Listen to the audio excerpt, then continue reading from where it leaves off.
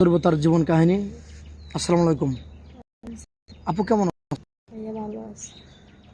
যাই হোক, তোমার নামটা আরেকবার জানতে চাই। আমার নাম সাথী।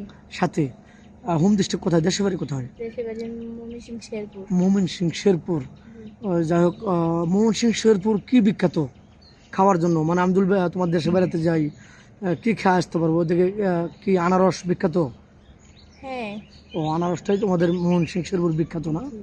তো যাই হোক, আমাদের চ্যানেলে কি জন্য আসছে? বিয়ের জন্য নাকি অর্থ সহযোগিতা, টাকা পয়সা লাগবে, কোনটা? না না না, আমি তো বললামই। হ্যাঁ, হ্যাঁ। আমার আব্বু একটু গরিব মানুষ, আমার আব্বু রিক্সা চালা, আমার আম্মু বাসা বাড়ি কাজ করে। আচ্ছা। আমার ছোট একটা বোন আছে, আমি বিয়া বসার জন্যই আসছিলাম। মূলত ক্যামেরার সামনে আসছো। জি।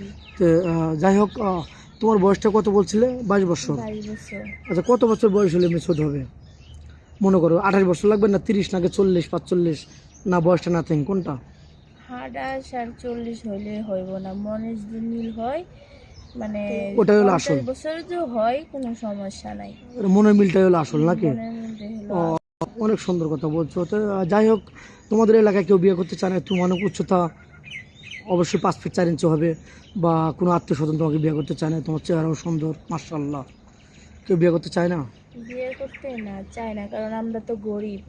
বিয়ে দেখতে আইছিল, কিন্তু আমার আব্বুর তো টাকা পয়সা নাই, 4 লাখ টাকা চাইছে। ও, যৌতুক ওই চাচ্ছি 4 লক্ষ টাকা? জি, ওরকম ক্ষমতা নাই আমার আব্বু। আচ্ছা, তুমি তো মুসলমান, নামাজ কালাম তো পড়া হয়? জি। নামাজ পড়ো তো? জি। মুসলমান নামাজ পড়তে হবে।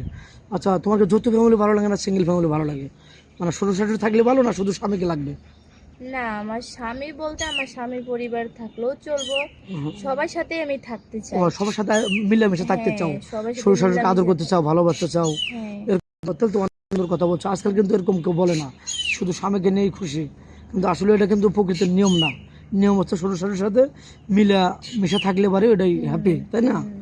তো যাই হোক, তোমার কি বেশি বেশি টাকা পয়সা লাগবে, নাকি স্বামীর ভালোবাসা বেশি লাগবে? আমার টাকা পয়সা দিয়ে তো ভালোবাসা হয় না, জি।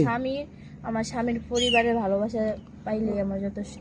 বুঝতে পারছি। আচ্ছা, তোমার স্বামী যদি তোমাকে বাংলাদেশে রেখে যান শ্বশুর শাশুড়ির কাছে, সে 3 বছর পর আসবে, তুমি কি গোপনের উপরও কি লিপ্ত হবে? যে না, আমি এমন কিছু করবো না। আমার স্বামী আমার জন্য, আমার কষ্ট করতে পরিবারের যাবে? জন্য কষ্ট করতে চায়, আমি ওর দুঃখা কেন আমি দিব?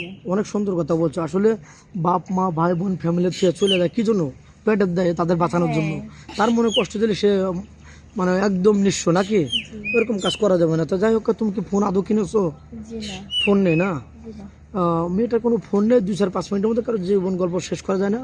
আমাদের নাম্বার দেওয়া থাকবে ডিসপ্লেতে, এই হোয়াটসঅ্যাপ থাকবে। কেউ ভিডিও কল দেবেন না, স্ক্রিনশট মেরে তার পিকচারটা পাঠিয়ে দেবেন, আমরা তাকে দেওয়ার চেষ্টা করবো। ভালো থাকবেন, সুস্থ থাকবেন, এই বলে শেষ করে দিলাম। আল্লাহ হাফিজ।